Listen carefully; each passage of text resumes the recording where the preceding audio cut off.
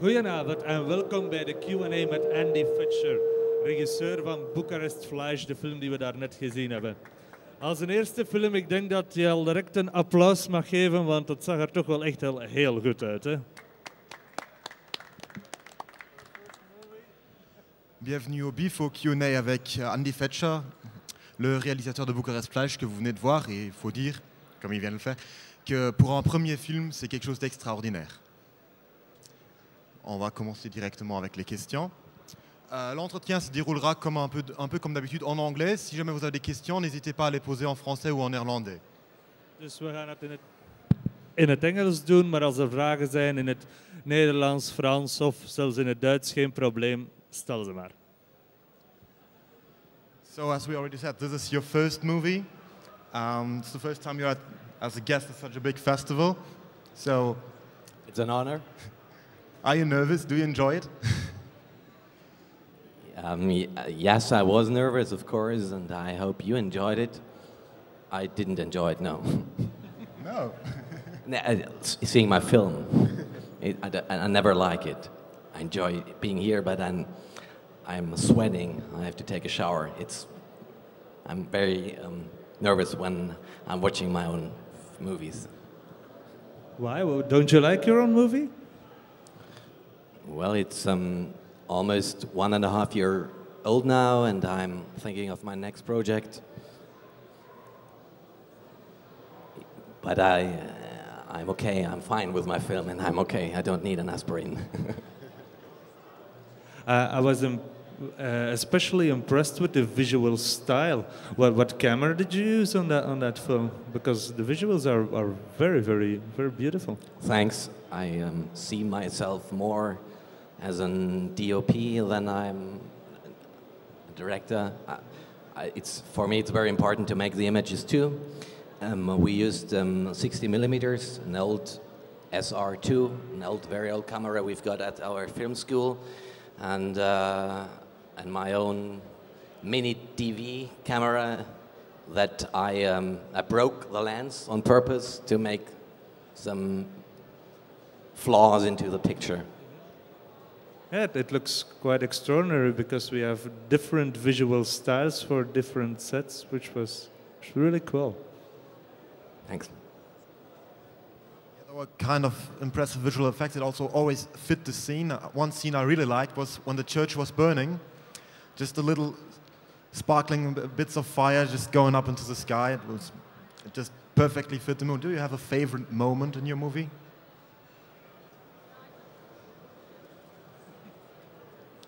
You can't say no. No. I always like the scene when Fimo, you probably can't remember the name, when one of these youngsters is falling into the glass. I like the moment because I guess you liked it. You were very loud at the moment, so I enjoyed especially this scene.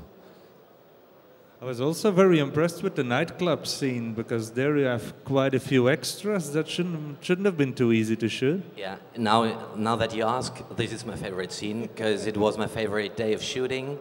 I have a rule for my films that in every film there has to be the disco scene, a club scene, because I really enjoyed jumping through these people, through the extras, where we had about 10 to 15 people, just a bit too less, but I tried to push them together to look at like there are more people.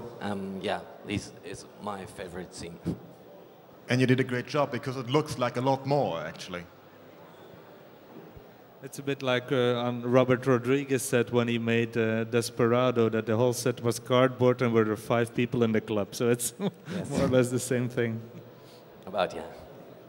So you made this film with the help of the film school? They let you use the cameras and editing suites and some? Yeah, so we didn't have to pay for the technical stuff. I didn't use a lot of technical stuff because I don't like technical stuff. I want to use available light, and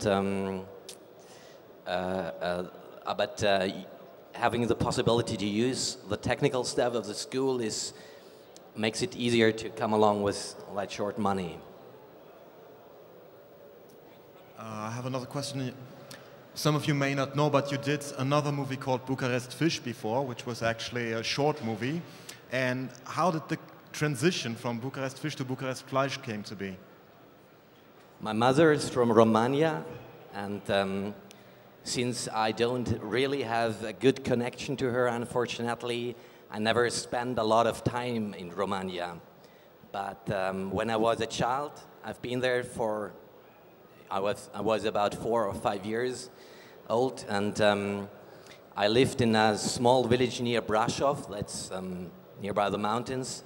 And one thing I can remember, that one day a man, a colleague of my father, a colleague that was working for the federal government of Germany, came to this village and brought food donation. And it was meat, expired meat, rotten meat, some kind of. And when he left, he was a prick. I didn't like him, that's all. I still know, because I was a young child. But I know I didn't like him. And when he left, the people in the village told me that he brought no good meat. And they also told me a story, like a fairy tale, of the Bukarest fish girl. The Bukarest fish girl is one of these street children that ate too much of food brought from Germany to Eastern Europe. And she ate so much that she became ill, and she ran away, and she moved to the Black Sea, which is in Romania. And everybody says she became a fish.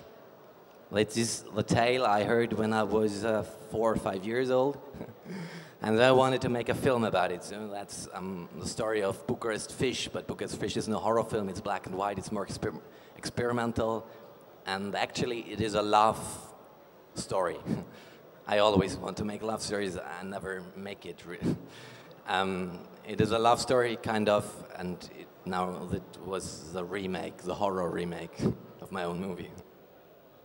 I guess this doesn't paint a very nice picture of Romania. It doesn't really. It isn't really inviting to go there when you see those images. Really? Didn't you like to go there? Because it's beautiful. That was my intention to. Perhaps you noticed that some of the horror scenes are not placed in darkness; they are placed in daylight. And I wanted to show nature, because actually, in my heart, I think I'm a documentary filmmaker. I used to make some of them, and so I want to show nature. I want to show, and that's one of the last sentences of the film. You have to visit my country. It's beautiful. C'est magnifique. And the actresses, where did you find them? Especially the lead. She's very, very good. The actresses, the lead actress. The lead actress. They are not very well-known actors in Germany. We didn't pay them. We had no money to pay them. So I'm glad we got these actors. The lead actress she plays a role in a TV show called Tatort in Germany. Perhaps it's not important. But they all enjoyed it very much, playing in a horror film, because it was their first horror movie. How did you convince them to do it? The love scene? They wanted to do the love scene. I didn't have to convince them. They were full of energy. And what made you actually write I'm going to call it the MacGyver scene? Yes, everybody does.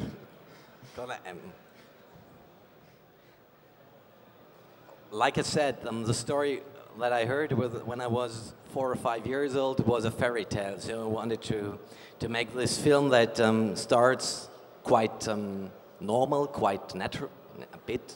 I tried to make it to look natural. I wanted to go on a summit and up to some kind of fairy tale. No, that wasn't good to explain. Do you understand me? Just wanted to warp it to another kind of movie, actually. Yeah, change, every time change. Right. Misschien zijn er vragen in het publiek? Question dans le public? Quelqu'un? No? Then maybe we can talk a little bit about your influences. Which directors influenced you? As I myself saw a couple of things in there, but I don't know if it was intentional or not. It's especially the horror genre is it's very hard not to make a movie that shows all the influences you got. The horror audience is the toughest in the world, I think. It's very hard to please. And I have no idea if I watched a lot of Tarkovsky, but you don't see it in the film. Well, now that you mention it. Also, what did you think? Do you think about the reaction of the audience to the film? Now, today? Yeah. Well, when they in the movie, you had them clapping in the middle of a movie. They were howling at the moon. It's not something every audience gets. Yeah. And thus, we have a kind of a special audience. So I was wondering what you were thinking about it. Yes, you're right. Now I saw the film, I thought about putting away all moonshots. Because I had 4, and 4 is a lot. Yes, you're right. And I heard 4 times howling, and perhaps it's a bit too much, but I liked it. I like this kind of audience more than the audience of the other festivals I visited yet, because it's very serious. And one time, an older man left the salle, and he said to me, I was sitting next to the entrance and pushing the volume up, and he said to me, "Go to hell." And I did that. That's a good compliment when you make a movie like that, I think. It was a serious festival. That's nice. No, I didn't want to say that this is not, you get me. We get you. Don't worry. Don't worry. I also heard a rumor that when you presented the idea for your script to one of the teachers at the movie academy, was actually in a train and he sent back his food. Is that true?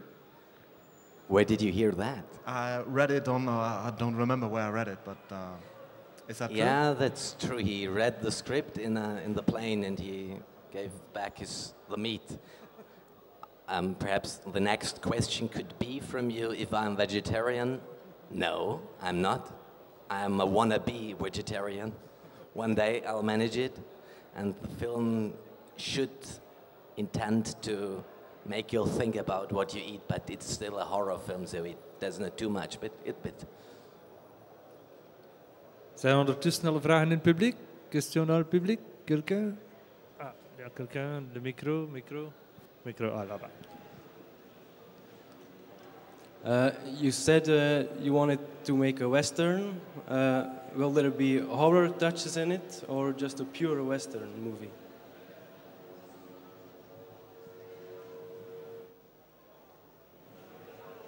I think I will never manage making a Western. It's one of these aims you have till you're 60 or 80. It's your dream project. But if I would make one, I'm not sure, because it was my first horror movie.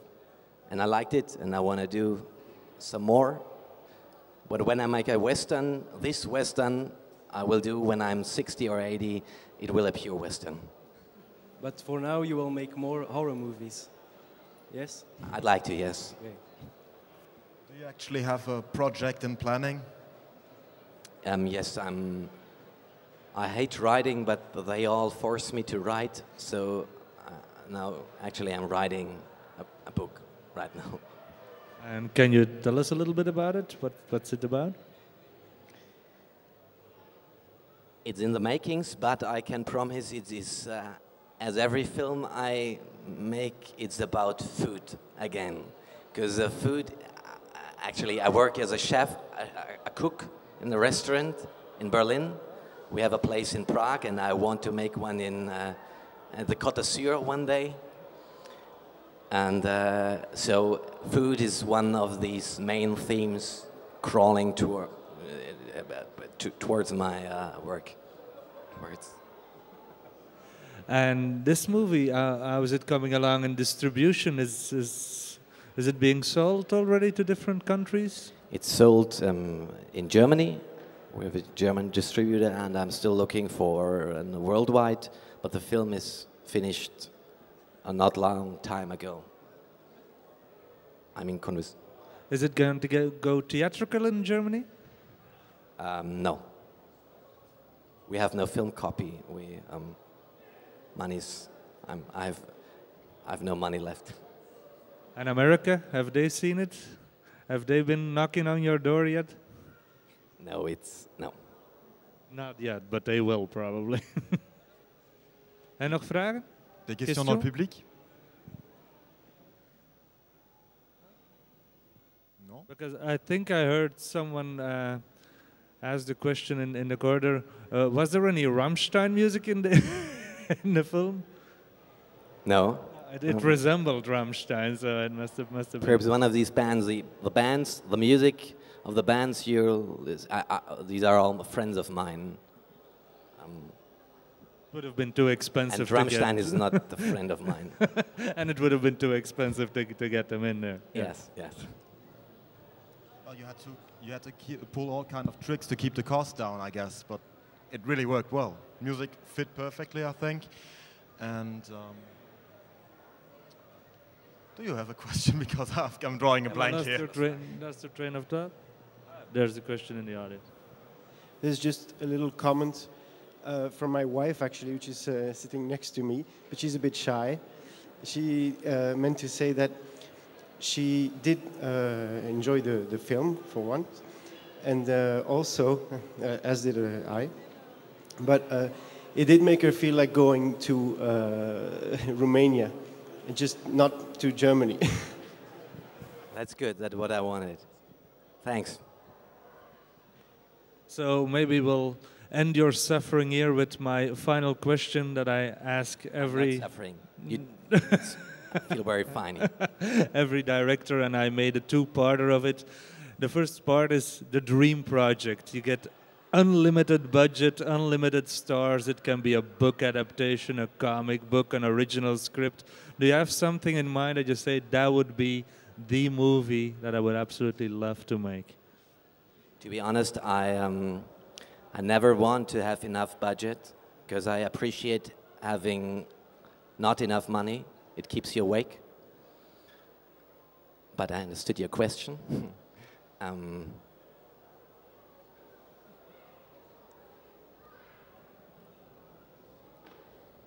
Western. A Western. And then I get to the second part of my question, and that is your nightmare project. You wake up with a truck full of money. Television. Television. Anything in television. Why? I don't feel I don't like large teams. We were on set, we were about 4 or 5 persons. And I think that's impossible if you shoot something for television. That's the reason why I want to avoid working in a too big team. Like families on set. Okay, so I wish you all the luck and all the control on your next project or projects, and we hope to see you soon back here at the festival with another great movie, because this one sure impressed us a lot. So have a big round of applause for Mr. Andy Fetscher. Thank you for coming. Thank you very much. Ja, de signatuur, handtekeningen, als iemand iets wil laten tekenen, de dédicace. Friday.